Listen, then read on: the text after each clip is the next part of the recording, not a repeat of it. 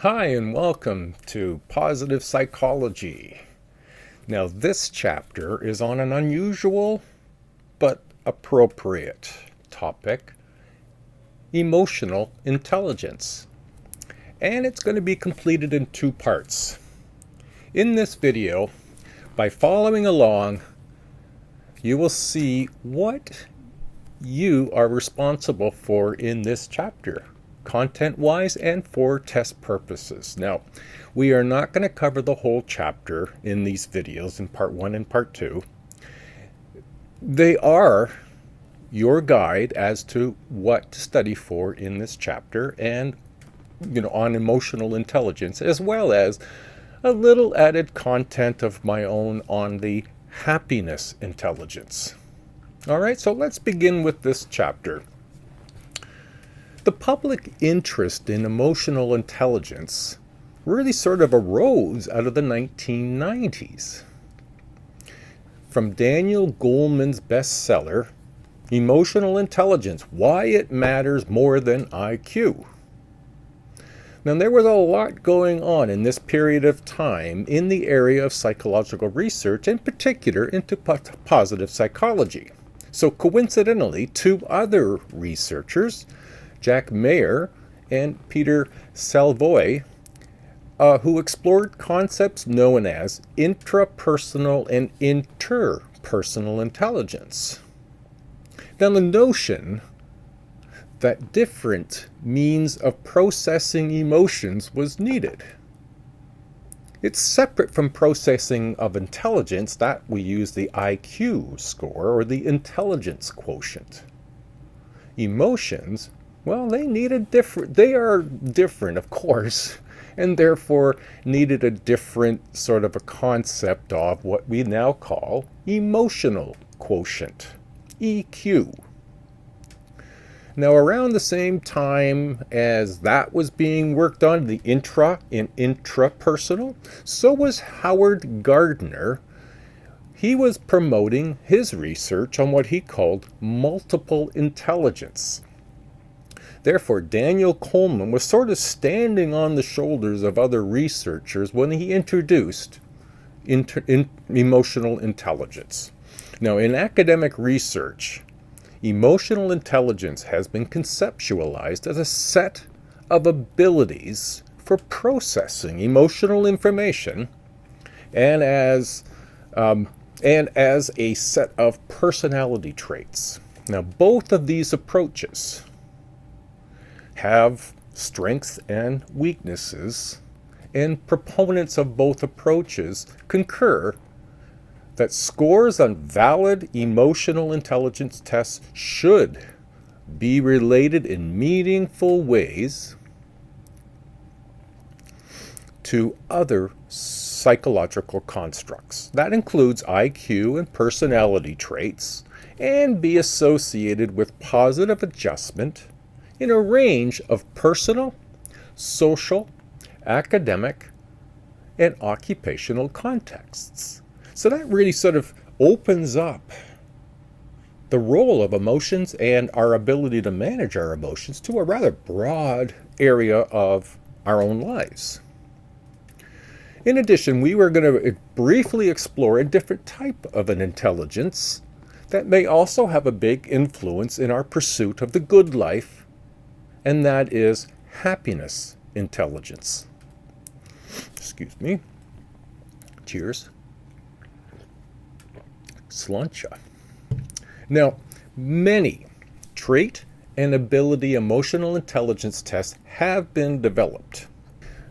We will not be reviewing the many abilities and trait tests that are available.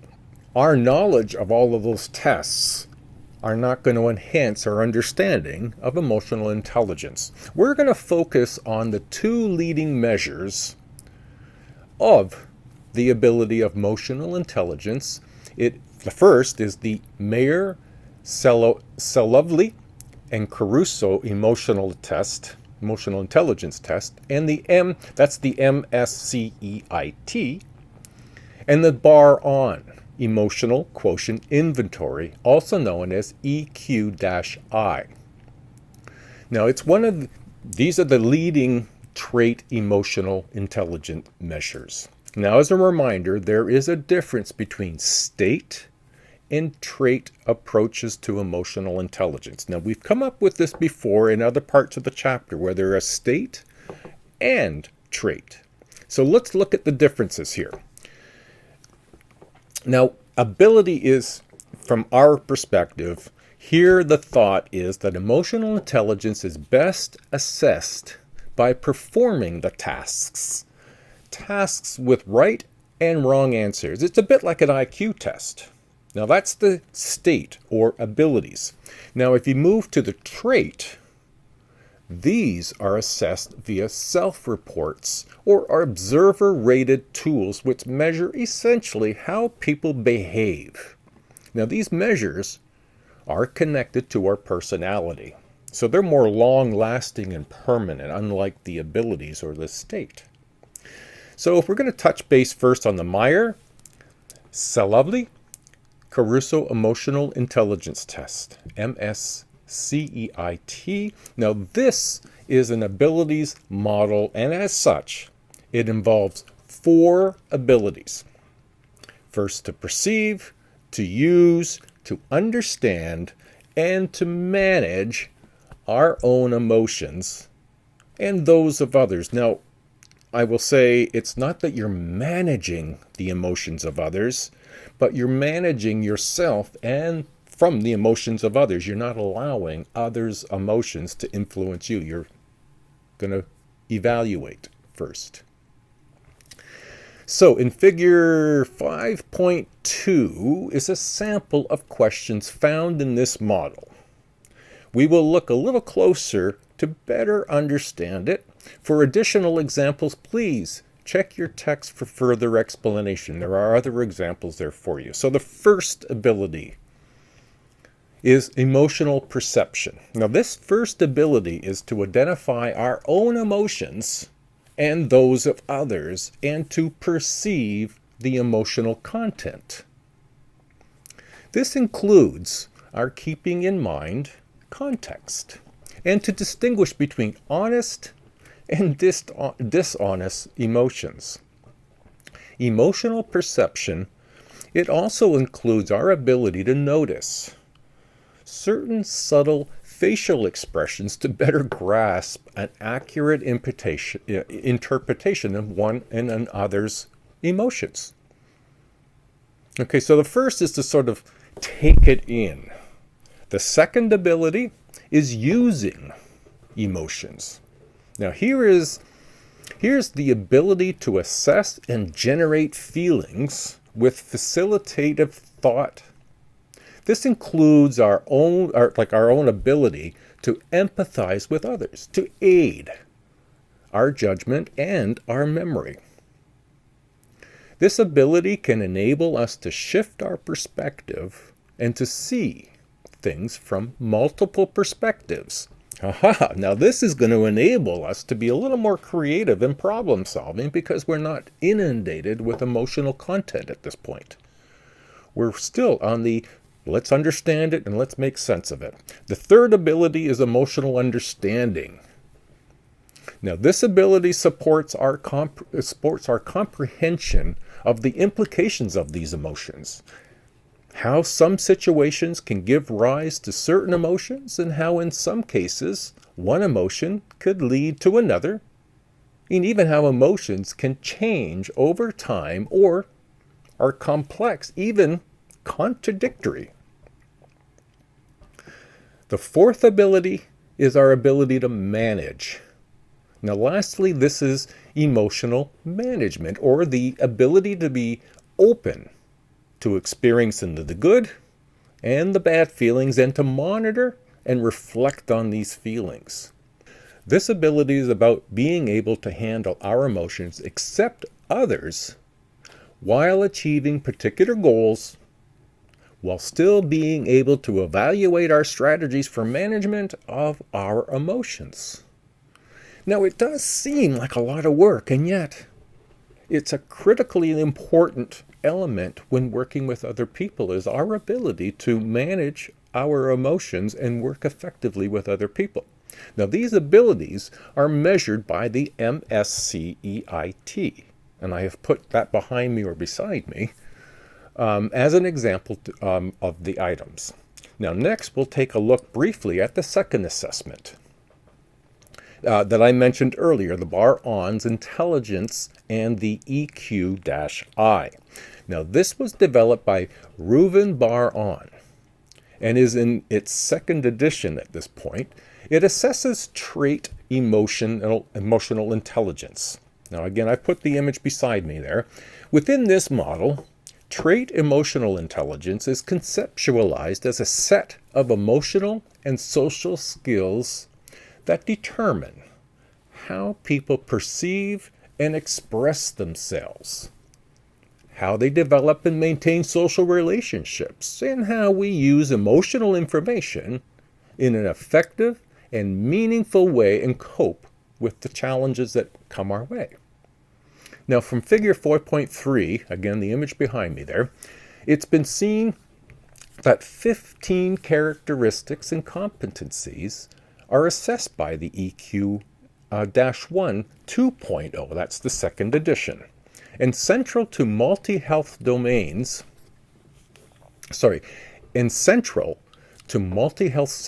systems, revised version of Bar-On's model of trait emotional intelligence falls into 5 domains: self-perception, self-expression, interpersonal, so that's inside yourself, decision-making, and stress management. Now, you'll notice in the model, 5 domains are the ring with the arrows, and the competencies are the 3 listed in the inner circle of each domain. Just a quick review of the domains and the competencies. The first is the self-perception domain. This is where self-regard, our self-perception of ourself, refers to the ability to respect ourselves while understanding one's strengths and weaknesses. That's a good first starting point, is we know we come with strengths and weaknesses. Self-actualization is the ability to set and pursue valued goals so as to realize one's potential. Emotional self-awareness is the ability to recognize and understand one's own emotions and to understand the cause of these emotions and their impact on ourselves and on others. Now, the second domain is the self-expression domain. It's one thing to have a grasp on what your emotions might be. It's another to express them meaningfully and appropriately. Emotional expression is the ability to openly express feelings verbally and non-verbally. Assertiveness. Within this is the ability to express one's thought, beliefs, and feelings in a constructive, socially acceptable way as to defend your own rights and values and not interfere with somebody else's. Independence is the ability to autonomously, you can make your plans and execute your tasks autonomously and be self-directed and self-reliant in one's thinking and actions and be free of emotional dependency. The third domain is interpersonal domain. Now, here in this interpersonal domain, our interpersonal relationships refer to the capacity to make and maintain mutually satisfying relationships that is characterized by trust and compassion. In friendships, it refers to the capacity for emotional closeness. In work settings, it refers to the capacity to be sociable and a good team member. With people and emotional content, empathy. It's the ability to be aware of and understand the perspective of others and how they feel, to articulate this awareness and to act in a way that respects others' feelings. Therefore, it comes with it a social responsibility. And that is the ability and willingness to cooperate and to contribute constructively to one's social group and to society. It involves having concerns for the welfare of others. Now we're starting to see how managing our emotions might be able to have us be more a part of the world around us. The fourth domain is in the decision-making domain. And here the problem-solving becomes paramount. And problem-solving is the ability to find solutions to problems where emotions are involved. For example, when we're stressed or frustrated, it involves the capacity to understand how emotions influence decision-making, to identify and define complex problems involving emotions, and to generate and implement effective solutions. Therefore, moving forward again, reality testing, we need to check. How are we doing? So reality testing is the ability to be objective and recognize when emotions may cause one to be biased or less objective.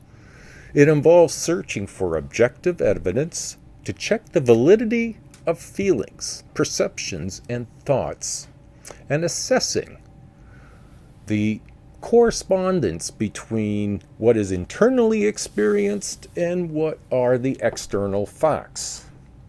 People with good reality testing make realistic plans. And so that could lead us to wonder, well, then maybe some people are more impulsive. So impulse controls come to be important, and this refers to our own capacity to control our emotions and to resist or delay acting on an impulse and behaving rashly or making impulsive decisions. And then the fifth domain is the stress management. Flexibility is the ability to modify one's thoughts, feelings, and behavior to fit with unfamiliar, unpredictable, or changing situations, and to be open to new, unexpected ideas and tasks. Now, when one has a good management of one's emotions, flexibility is the next complex skill to come up with. In addition, stress tolerance, it refers to the capacity to constructively manage emotions arising from very difficult, challenging situations, and the belief that one can influence these situations positively, which, once you've achieved that, leads you to optimism. And that's, of course, the ability to look to the bright side of things despite there being setbacks and adversity. Okay, as I mentioned in the intro, we'll only be looking at these two measures. I'd like us to move to the development of emotional competence. In their investment model, Moshe Zindner, Gerald Matthews, and Richard Roberts proposed that the development of emotional intelligence depends on three interacting factors. The first factor is genetics, genetically determined and biologically based temperament. Now, in this model, it's assumed that the temperamental characteristics of infants, this would be such as emotionality, social ability, and things like that, which are biologically based and genetically determined, provide the platform for subsequent development of emotional intelligence. Infants with difficult temperament may find it difficult to develop emotional intelligence. The second, rule-based learning. Rule-based learning of emotional competencies. Development of skills for recognizing, understanding, and managing the emotions, our emotions, in the self and others occurs in attachment relationships with parents, interactions with peers, and others through a process such as modeling or reinforcement. Self-awareness is critical, certainly with emotions, because you have to be self-aware.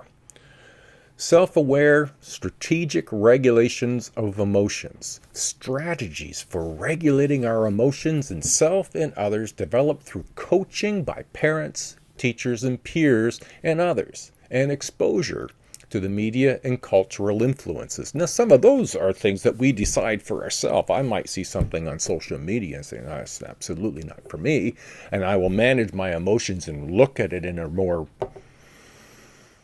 objective perspective before making any decisions about my level of participation.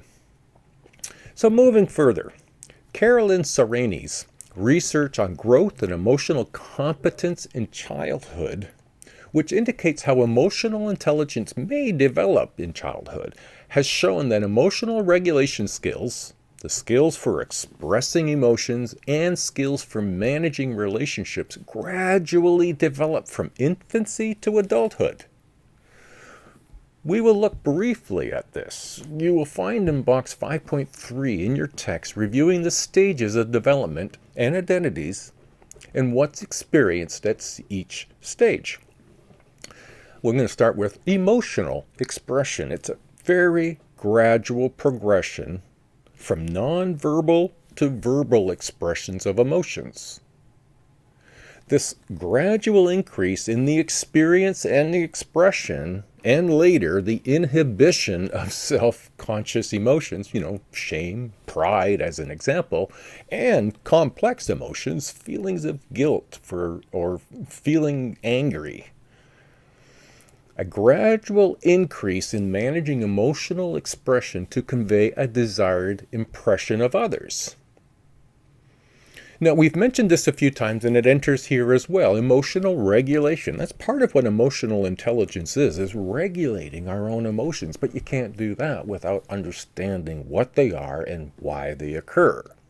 But emotional regulation, again, is a gradual progression from reliance on parents and caregivers to reliance on oneself for emotional regulation. As we grow up, if we over-emote on something, we don't manage our emotions well, our parents will help guide us to what's appropriate, or our friends will. As we grow older, we gain more of this self-reliance for emotional regulation. A gradual increase in the number of emotional regulation strategies used and the sophistication of these grow as we get older. Now, it certainly plays a big role as to whether we're exposed to this sort of education and or training from parents and friends and family and such. Not everybody has been, therefore some of this becomes new and it's not something they apply. Cognitive, language, and moral development facilitate the development of sophisticated emotional regulation strategies. Next, managing emotional give and take in relationships. Now, this is something we would all experience on a fairly regular basis. It's a gradual increase in perceiving, understanding, and empathizing with and anticipating emotions of others. As we get older, we have more interactions with more people who are varied and diverse, in which case this plays a big role. A gradual increase in skills for managing authentic and false expressions of emotions in the self and others. Not everyone graduates all through this development, so as we get older, we run into more people who have varying degrees of emotional intelligence. With a gradual increase in understanding and skills in using information about emotions, emotional scripts, and emotional self-disclosure to make and maintain long-lasting friendships. Now, we did mention, and we have throughout this text mentioned about attachment, but we're also going to look at emotional competence and emotional intelligence. Attachment, and I've touched on this before, but we're going to revisit it because it applies here. Attachment is a psychological term used both in psychology and family sociology. It's a term that is related to the relationship between parent and or caregiver and children. It is the development of an emotional competence primarily occurring in our own family. Mom and dad, or just mom or just dad, and children.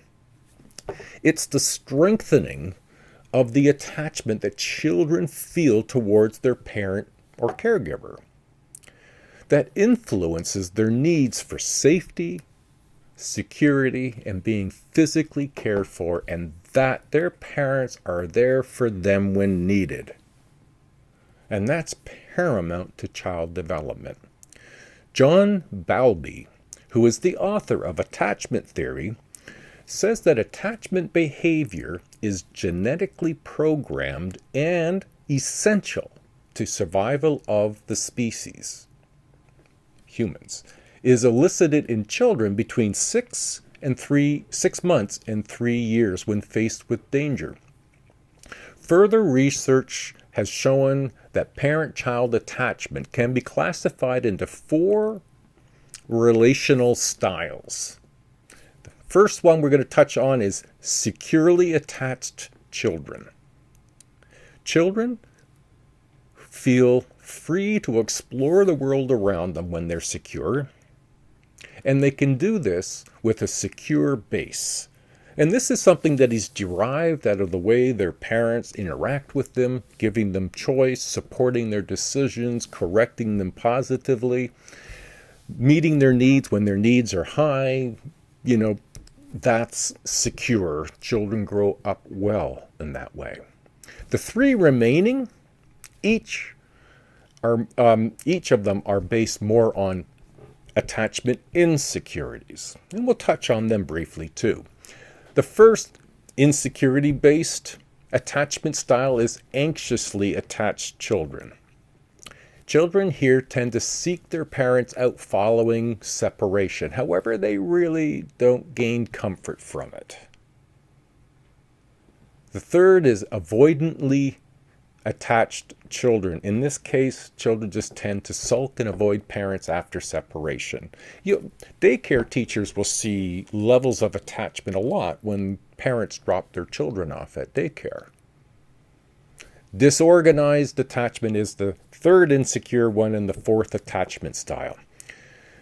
It is both the parent and the child that show aspects of both anxious and avoidant patterns. It's important to note that not all, and surprising as it is, not all people with secure attachment as an adult report greater well-being, social adjustment, health, or resilience, or less depressive rumination or loneliness. This is also due to higher levels of emotion intelligence. So it's not a guarantee because it's more complex than that, but it is paramount. Okay. That is the end of part 1 on emotional intelligence. In part 2, we're going to pick up looking at the neurobiological factors for emotional intelligence and what you can do to boost your emotional intelligence, and we'll also look at happiness intelligence. See you in the next video. Bye now.